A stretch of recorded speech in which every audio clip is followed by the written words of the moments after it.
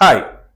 Raft foundations എന്താണ്? Raft foundations ശരിക്കും നമുക്ക് ബിൽഡിംഗ് ഫൗണ്ടേഷൻസ് പലതും നമ്മൾ കേട്ടിട്ടുണ്ട്.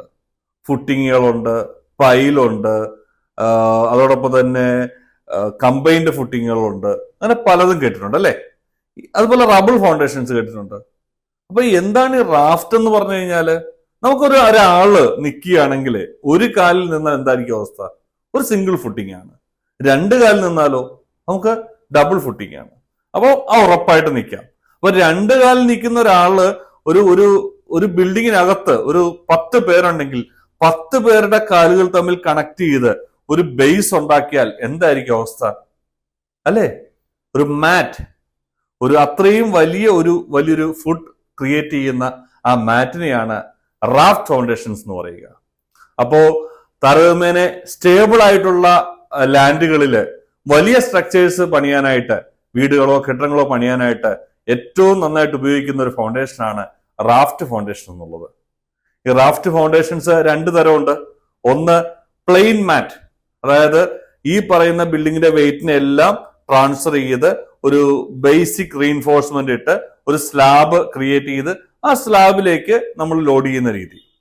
രണ്ടാമത്തത് റിബ്ഡ് അല്ലെങ്കിൽ അതിനകത്തൊരു ടൈ ബീം കൂടി ആഡ് ചെയ്ത്, ഇപ്പൊ താരതമ്യേന നമ്മുടെ മണ്ണ് അല്പം വീക്ക് സോയിൽ ആണെങ്കിൽ ആ സോയിലിനെ ഒന്ന് കോമ്പാക്ട് ചെയ്ത് സ്റ്റെബിലൈസ് ചെയ്തതിനു ശേഷം ഇങ്ങനെ ഒരു റാഫ്റ്റ് ബീമുകളോട് ഇട്ട് അതിനെ കണക്ട് ചെയ്ത് സ്ലാബ് ചെയ്യുന്ന രീതിയാണ് റിബ്ഡ് അല്ലെന്നുണ്ടെങ്കിൽ റാഫ്റ്റ് ബീം ഫൗണ്ടേഷൻ എന്ന് പറയുക.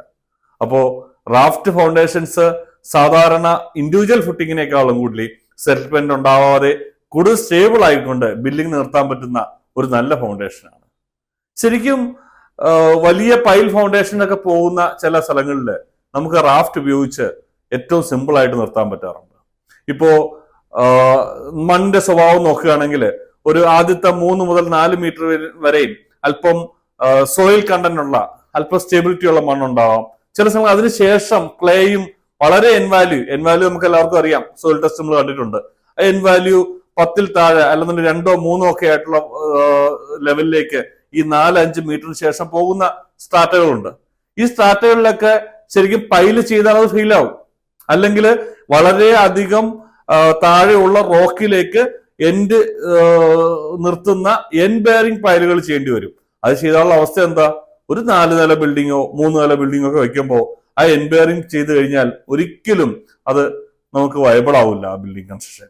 അപ്പോ അങ്ങനെയുള്ള സ്ഥലങ്ങളിൽ ഈ സർഫസിലുള്ള സോയിലിനെ സ്റ്റേബിൾ ആക്കി ആ സോയിലിന്റെ പുറത്ത് ഏറ്റവും നല്ല ബെയറിംഗ് കിട്ടുന്ന, സേഫ് ബെയറിംഗ് കപ്പാസിറ്റി കൂട്ടി കിട്ടുന്ന രീതിയിൽ ഈ റാഫ്റ്റ് ഫൗണ്ടേഷൻസ് നമുക്ക് പ്രൊവൈഡ് ചെയ്യാവുന്നതാണ്. ഇതിന്റെ ഒരു ഡിസഡ്വാൻറ്റേജ് എന്ന് പറഞ്ഞു കഴിഞ്ഞാൽ വീക്കായുള്ള സോയിലുകളാണ് ചെയ്യുന്നത്. പക്ഷെ ഒരു ലിമിറ്റിനപ്പുറം, ഇപ്പൊ ഞാൻ ഈ പറഞ്ഞ കേസ് നോക്കുകയാണെങ്കിൽ അറിയാം, ഒരു 3, 4, 5 നില കെട്ടിടങ്ങൾ പണിയാനാണ് നമ്മൾ ഉപയോഗിക്കുന്നത്. ഒരു ഹൈറേസ് സ്ട്രക്ചർ പണിയാനാണെങ്കിൽ വീക്ക് സോയിലിൽ റാഫ്റ്റ് ഫൗണ്ടേഷൻ പറ്റില്ല. അവിടെ തീർച്ചയായിട്ടും മറ്റ് ഡീപ്പ് ആയിട്ടുള്ള ഫൗണ്ടേഷൻസ് പ്രൊവൈഡ് ചെയ്യേണ്ടി വരും. അപ്പോൾ റാഫ്റ്റ് ഫൗണ്ടേഷന്റെ അഡ്വാൻറ്റേജും അതിന്റെ കോസ്റ്റ് എഫക്റ്റീവും ഏത് സ്ഥലങ്ങളിലാണ് ഉപയോഗിക്കുന്നത് നമ്മൾ മനസ്സിലാക്കി അല്ലേ. അപ്പൊ നമുക്ക് അടുത്തൊരു ടോപ്പിക്കുമായിട്ട് അടുത്ത ദിവസം കാണാം. Thank you.